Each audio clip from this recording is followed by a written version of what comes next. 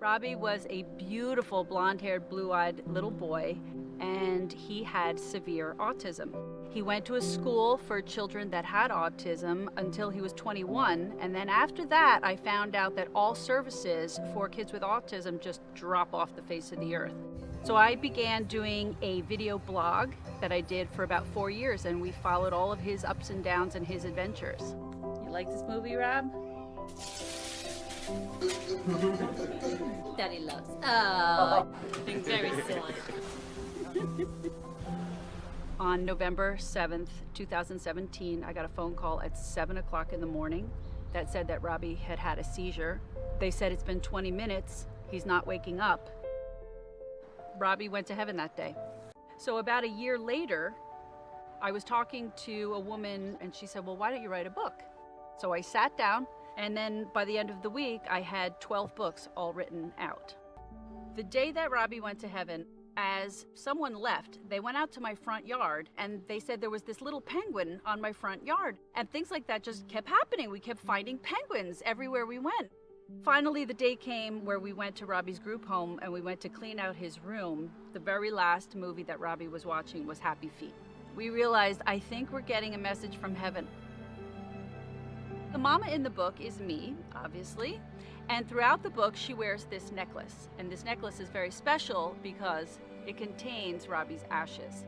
And a year ago, I lost this necklace and the story went viral.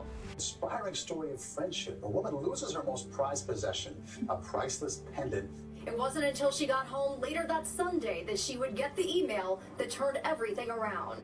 I can potentially see a lot of people wanting to read this book. Everybody looked at his commotion in the store. His sisters rolled their eyes and said, here we go once more. Hey. That's a naughty penguin. The message of my book that runs through the whole book is, Robbie is a penguin who loves riding in the car. His mama always says, I love you just the way you are. Always, always know, I love you just the way you are. I have a very big goal that I would like to start a foundation to help families that have children with autism. One of the things that I want to do with the money from the foundation is I want to have retreat weekends for the parents. It's very stressful to raise these kids, and I want to have a time where they can come away and they can laugh, they can learn, and they can meet other parents that have kids just like theirs. And then the huge lofty goal that I have is I want to build more group homes of people that are highly trained and know how to work with people with autism, because there's such a need for this. The ultimate goal of these books is to begin raising money to start this foundation so that I can begin helping these families. So I'm appealing to you to help me raise the money to print the books and then get that money out and start the foundation, and let's help these families. The end.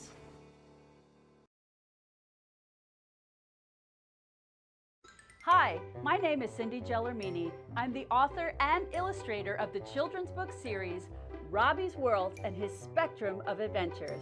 And this is Robbie the Penguin. Come here, Robbie. Say hi to everybody, Robbie. Hey, let's tell everybody about how our books were on the Today Show. Alrighty then. It is Autism Awareness Day, and according to the CDC, approximately 1 in 54 children in the U.S. is diagnosed with an autism spectrum disorder. Cindy Gellermini knows firsthand the struggles of raising a severely autistic son. She's the mom of 4, and she's written a trilogy of children's books about what it's like to live with autism. Here's her story. There's a huge spectrum of autism that people don't seem to understand. My son is at the bottom of the spectrum. In the beginning, I just thought that he was different because he was a boy, and he was just stubborn, and he didn't answer me when I called his name. I talked to a friend that was a speech therapist, and I said, what do you think? And she was like, oh my God, you need to get him evaluated right away. Doctors diagnosed Robbie with autism at age 2. He doesn't really understand speech, but he does funny things, and he likes to try to get a reaction out of you. That's probably one of my favorite things about him. I think that not being able to communicate is one of the hardest parts of it, because you just want your kid to be happy and healthy. You're forever trying to figure out, what does my child need? What is he trying to say? What's going to go wrong today? When Robbie turned 17, he started to develop seizures. Experts say this can happen to up to 25% of autistic kids. We've spent too many times in the ER. When Robbie turned 20, Cindy enrolled him in a residential group home so Robbie could get better care. 3 years later, she made a video blog that captured all of the joy and the challenges of raising a child with autism. So many people were telling me that they knew nothing about autism, and they were so glad to see these videos because they were learning so much. On November 7th, 2017, Cindy's worst fear came true. Robbie passed away from a seizure in his sleep. He was 27 years old. My husband, he just said to me, "Robbie's in heaven," and I was shocked. I was just stunned, and I didn't want to believe it. I thought, well, how can I continue spreading autism awareness? What would be a way that I could tell Robbie's story? And I was in a writing workshop, and a friend just said to me, "You should write a children's book about a little penguin with autism about your son." And I said, "Oh, that's really a cute idea."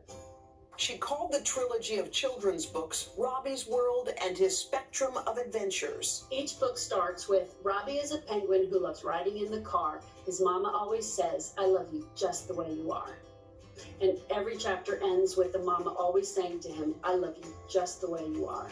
I have these different talents, where I sing and I write songs. And when I sat down and I wrote the first book, it all rhymed. It was easy. It was like writing a song. And then because I have a background of painting murals and things, I did all the illustrations as well. This uses everything that I've done over the past 40 years of my life have all come together in this one project. It was all the years of raising Robbie, all the years of painting murals, all the years of the singing and the writing the songs. It was like my whole life all came together in that one moment in this one project. I'm trying to really help the parents too. I've met a lot of parents that they're comparing their autistic kids to typical kids. And the key I've learned is to accepting who your kid is. I love you just the way you are. That was the answer for me. Just love Robbie just the way he is. And I did. I just loved him the way he was.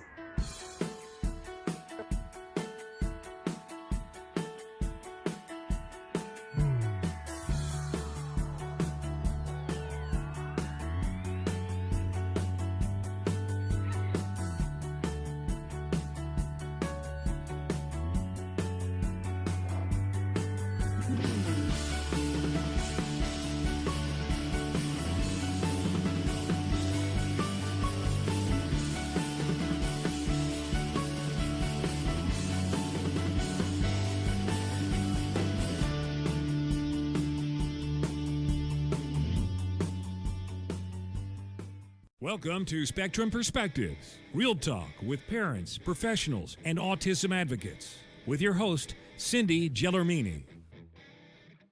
I was just going to say, you're down near Toms River, and they've got the highest amount of autism in the whole state, I've heard. In the whole country. Yeah.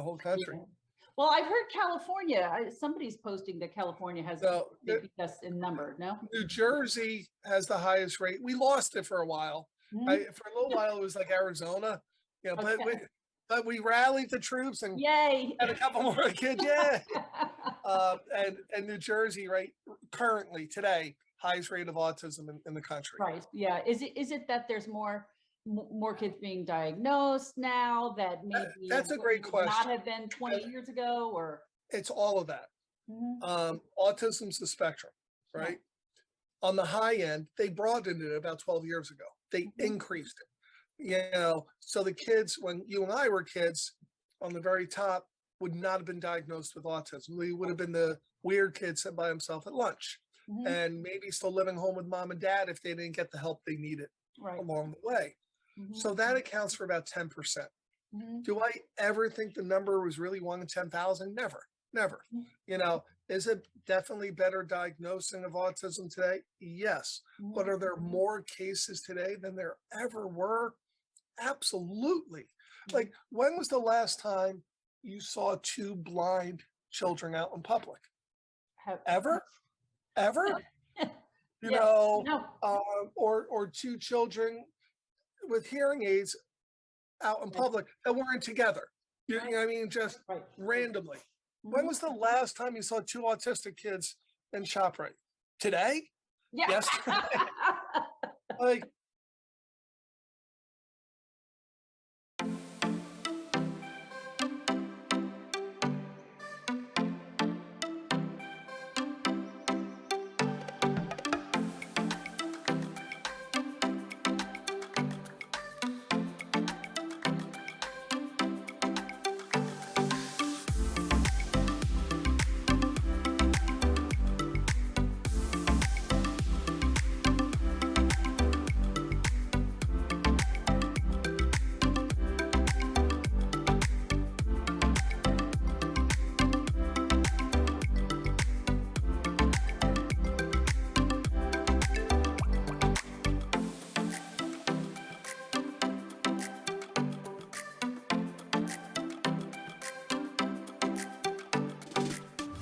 The reason that I tell you this story is I need to give you a point of reference for me and why you are like so important to me. And the reason that is because his mom has Esquire at the end of her name, and they're afraid of me. So, so I'm very much on top of everything with my son. Aiden is the light of my life. He is my world, and he's the only reason I get up in the morning to fight for him. The service that we go to every month, the special needs service. But I realized I never asked you, what are your thoughts about God? And this is the conversation with Ethan typing his responses to my verbal questions. God is in my heart, and he will always protect me. God bless each and every single one of you.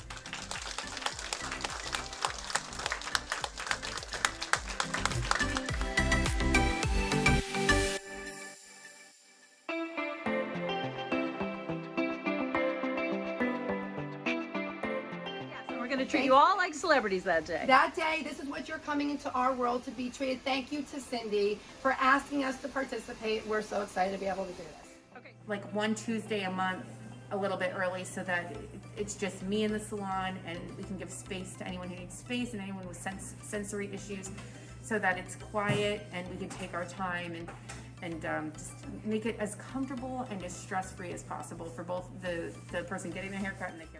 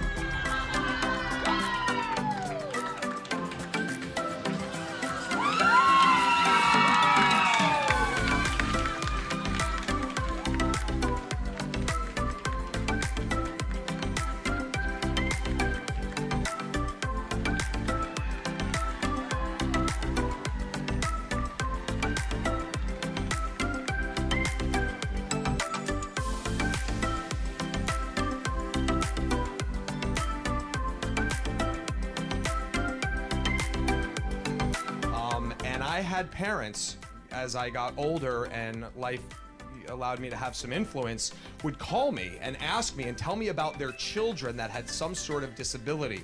And honestly, I didn't know what to say to parents that had a child with a disability, because I'm the child with a disability. And so I could help their kid, but I didn't know how to help parents. And so another weird thing about autism, you can't always tell someone's autistic just by looking at them. Like with my son, you can't really tell, other than the fact that he really likes to be naked. We're at a store, he's like 11, he's having a full-on meltdown, and this guy got mad at me, he's like, hey, control your kid. And I was like, hey, be compassionate, he's autistic. Yeah, well, how am I supposed to know that? He's naked. She's incredibly generous. I really, really love this woman. She owns the salon across the street, but she's just such a sweet, I mean, just the most generous heart. She really does. She always does things to help people. I told her about this idea 5 years ago, and she's like, absolutely, I'm in. So it took 5 years, and 5 years later, I'm like, remember that thing I told you?